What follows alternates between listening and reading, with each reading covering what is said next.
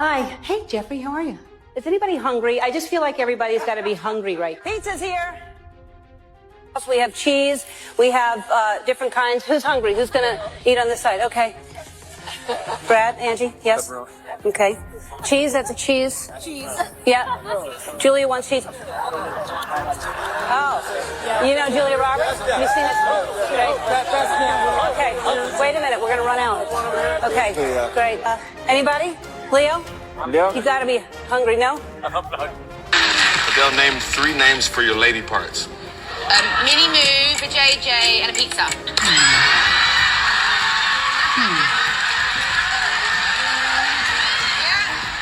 For years, people brushed off questions about Jeffrey Epstein, but new files and resurfaced messages pulled attention back hard. Investigators flagged strange email language where words like pizza, pasta, and especially jerky appeared in odd contexts. One lawmaker who reviewed unedited material said the phrasing suggested coded references involving minors, not food. Forensic analysts echoed that view, calling the wording likely euphemistic. Messages described jerky stored, transported, and urgently shared, raising red flags. While Epstein's crimes are proven, the interpretation of these communications remains contested, leaving audiences torn between documented facts and unsettling speculation that refuses to fade, and debate continues across social media. The word pizza appears in the Epstein files 909 times. Let's take a look together. I've been spending a lot of time looking at the new documents released from the DOJ regarding Jeffrey Epstein, and I ran a search this morning for the word pizza, just out of curiosity. Well, that came up with 909 results, some of which are going to be displayed behind me in this video. I've also put in some screenshots of who is who that showed up in these emails. Now, you can go and search the DOJ files yourself to read these in full. I am sure that some of these emails were just people innocently planning to eat pizza together. But I do have to question some of them, especially when they are having someone who has a redacted name set up a time to have her butt molded so that they can create a pizza mold where they will bake pizzas in the shape of her butt. You can see them here at some point, but you can also, again, search the DOJ files yourself. Don't take my word for it, anyone else's. And just for fun, I ran searches of other foods, and the ones that I searched didn't get mentioned 909 times or anything close to it. Now, the word banana was mentioned over 300 times, but a lot of those were like ad emails that were coming to Jeffrey from Banana Republic, so nothing really to dive into there. But the pizza stuff, I really encourage you to read the things behind me, take a look at the people who were saying these things, and just tell me what you think. Do you think these 909 mentions of... Earlier, I'll give you another example here. Epstein sends a message to someone, she looks pregnant, reacting to a photo. And the client replies back to Epstein, "You mean radiating a soft glow with the look of bliss and excitement? Yeah, that's the pizza." I cannot be clearer than this, that this is a code word. It makes no sense in that context whatsoever. And this, on top of the example I gave you earlier, when his virologist gave him the medicine for having an erection, erectile dysfunction, I assume, or it could be even Viagra, and then told him to wash his hands, go have pizza and grape soda. That's been mentioned time and time again. You know, having adult men, successful men that are very health oriented, constantly talk about pizza and pizza with grape soda, which I've never heard before. Yeah, I've never heard of pizza and grape soda before this. I don't know if that specific combination was part of the whole Pizzagate thing, but it's definitely mentioned a lot because I saw that phrase, so I looked it up and was like, is this actually like in there multiple times? And it most definitely is. There's another one here. Have you seen the beef jerky mentions as well? There's an email here from Jeffrey Epstein. Someone else says, Francis has time to come tomorrow to show me how to make it. Jerky, anyone? He will also bring you a taste of his jerky recipe from the restaurant, and sends a warm hello. He's working at a restaurant called Cook's. Wait for it, beef jerky and steak. Yes, time at 3 p.m. And there's other emails of him talking about beef jerky. Another one here, Jeffrey Epstein sending it to Steve Hansen, saying, hope you're feeling better. Did we analyze the beef? Did we analyze the jerky? Now there's talks about jerky, referencing human meat. It could be for scientific research, it could be something else that's even sicker. But there's more emails here talking about beef jerky. Have you had time to go through those? There's one here. Thank you so much. Super cool. IT guy setting up Surface right now. We are ridiculously excited, and beef jerky delicious. Thank you, Thanksgiving. So yeah. It is very. Now I've got all those emails saved. I'd actually had somebody send me all of those to say, hey, would you check this out? So I have them. I have not read through all of them, but there's no shortage of terms that are phrased in a peculiar way. Muffin is another one. I've seen that a couple of times. I talked about when he says whoops. That seems to be in very sometimes he says that in very odd terms that seem like they're referring to somebody dying or getting. So there definitely seem to be code words. Meanwhile, attention shifted toward Ellen DeGeneres as online chatter questioned her proximity to Epstein's circle. Unproven claims suggested she helped facilitate introductions and kept conversations discreet, fueling speculation across forums and comment sections. Viral posts pushed extreme rumors that spread faster than verified information, creating a swirl of shock and suspicion. For many viewers, the reaction was intense because her public image had long been warm, friendly, and trustworthy. That contrast between reputation and rumor amplified curiosity, leaving audiences debating whether these connections reflect hidden truths or simply the power of internet amplification and relentless celebrity gossip cycles still gripping the conversation nationwide today. Peter's Award, to show my appreciation, I am inviting you all to a pizza party tonight at Jennifer Aniston's house. I'll see you there. Jennifer, every time we're with Jennifer, something great happens because everybody loves Jennifer. And she'll text me and say, I know something, Wednesday night if you want. I'll be like, come on, we just did that Saturday thing.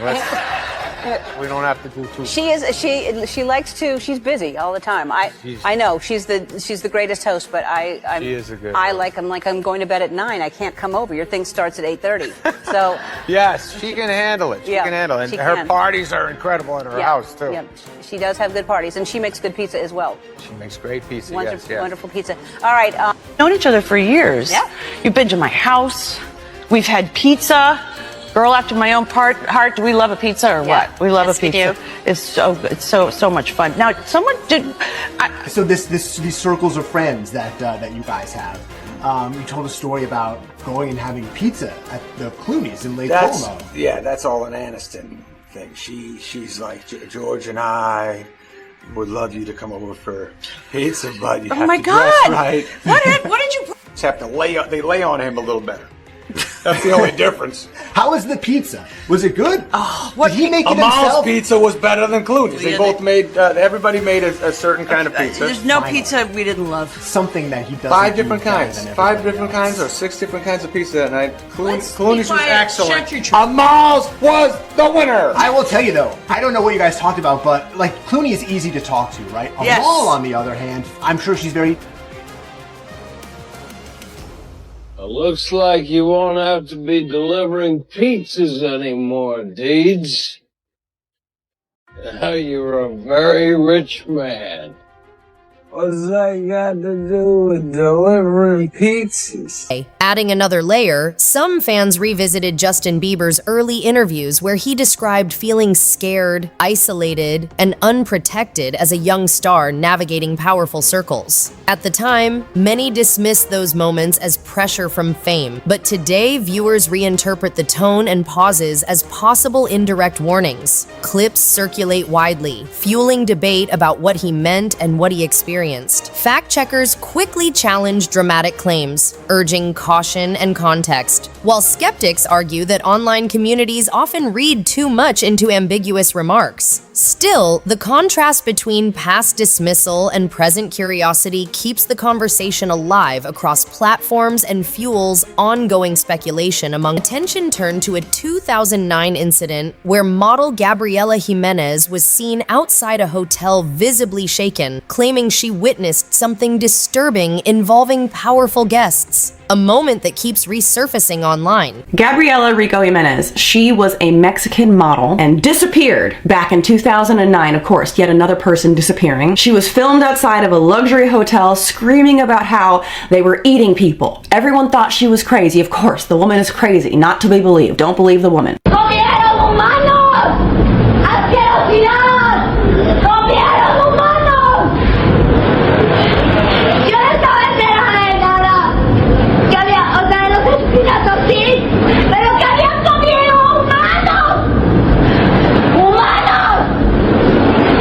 Yes, she was visibly distressed. Wouldn't you be? Making accusations against highly powerful, prominent people in society that they were eating people? That's crazy, right? She's gotta be crazy. This says here, on the yacht, he witnessed babies being dismembered, their intestines removed, and individuals eating the feces from those intestines. I guess they're just gonna call all of us crazy now. Around the same time, an interview featuring Chrissy Teigen went viral again, highlighting her dark humor remarks about cannibalism that some viewers now re-examine with new suspicion. Add in the tight overlap of celebrity social circles at exclusive, high-profile events, and the narrative grows more tangled, feeding curiosity, amplifying whispers, and keeping audiences locked into every resurfacing clip and connection. The Epstein Files connections and Chrissy Teigen. First, let's talk about how in an interview she said she would eat. If you were at a very fancy restaurant, a human, you wouldn't try a tiny bite? Really? Absolutely not. Is that terrible? Let's not forget the tweets of her saying if you could eat this one bite of it, you could eat any other meat for the rest of your life. Or eat turkey forever, and she would choose. And watching the show Toddlers in Tears, she said, seeing little girls do this half, I just want to put myself in. She said, I'm going to jail over pizza. We all know what pizza is now. I'm bored. Really want to watch Give Birth. I'm about to Anthony Weiner this kid. That is somebody who got in trouble for doing bad things with very young people.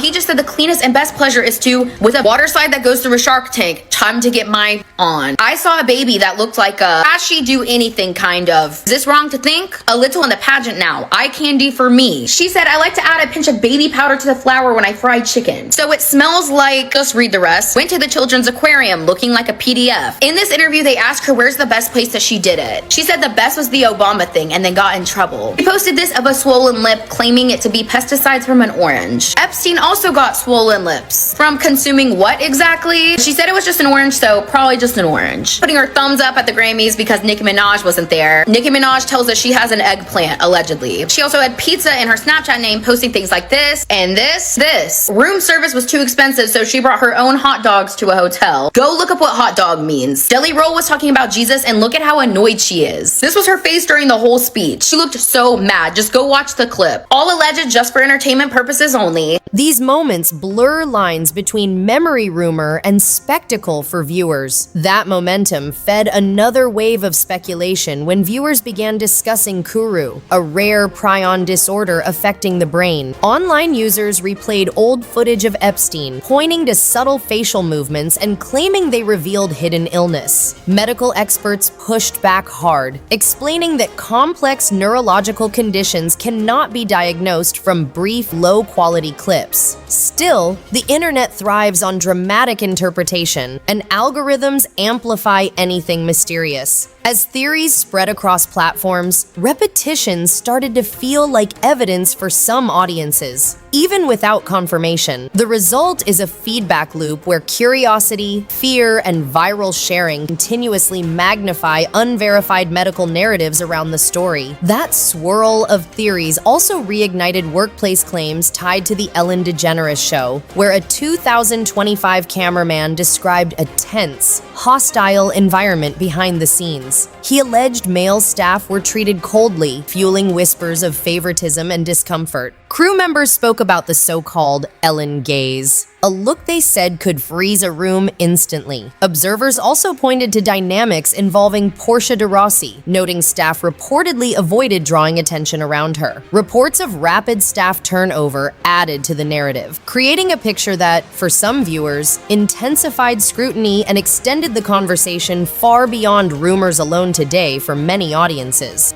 I know I'm about to sound completely insane, but just hear me out. This pertains to the Epstein files, the Clintons, and cannibalism, and I feel completely fine and I'm totally okay.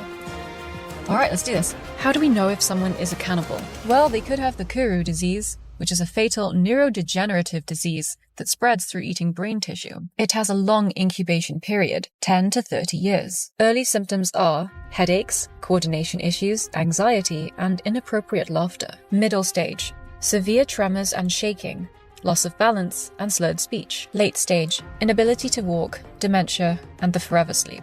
Do you know of any elites rumored to have consumed human flesh? But I'm not accusing anyone of anything, this is just a fun little joke video. With truth in the mix, in Papua New Guinea they call human long pig. We just love to have fun here. No, the Kuru disease has nothing to do with the Epstein files or anyone in them. Definitely not the Clintons. And I feel fantastic, so yeah. Have a good day, okay?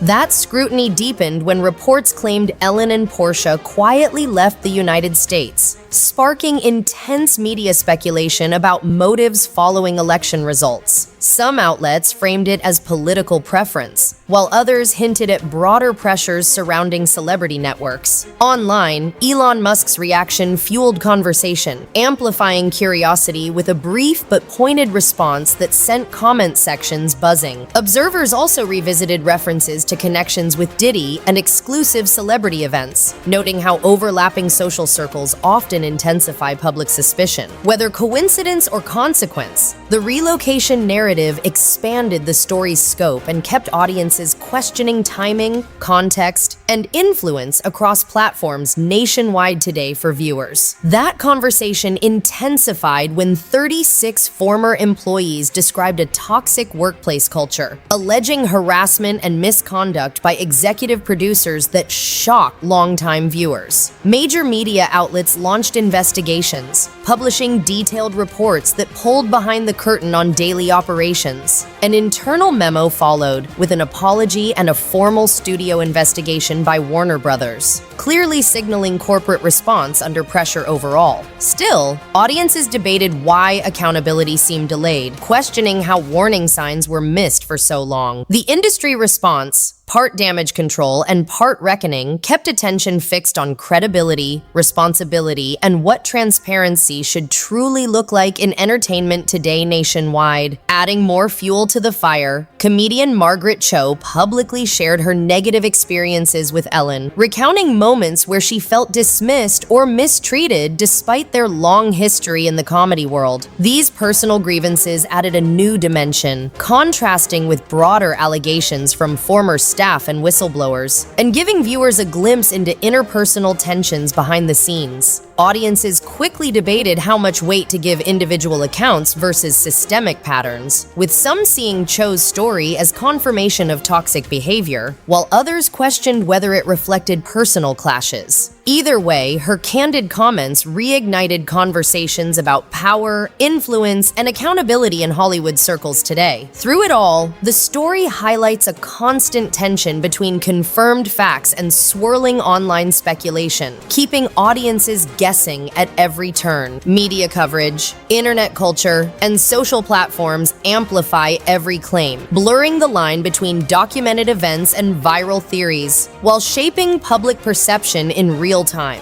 As viewers, we're drawn into parsing what's credible, what's exaggerated, and what might simply be rumor, creating an ongoing conversation that extends far beyond headlines. So what do you think? Is this a case of hidden truths finally emerging? Or are we witnessing the power of online speculation run wild? The judgment is yours.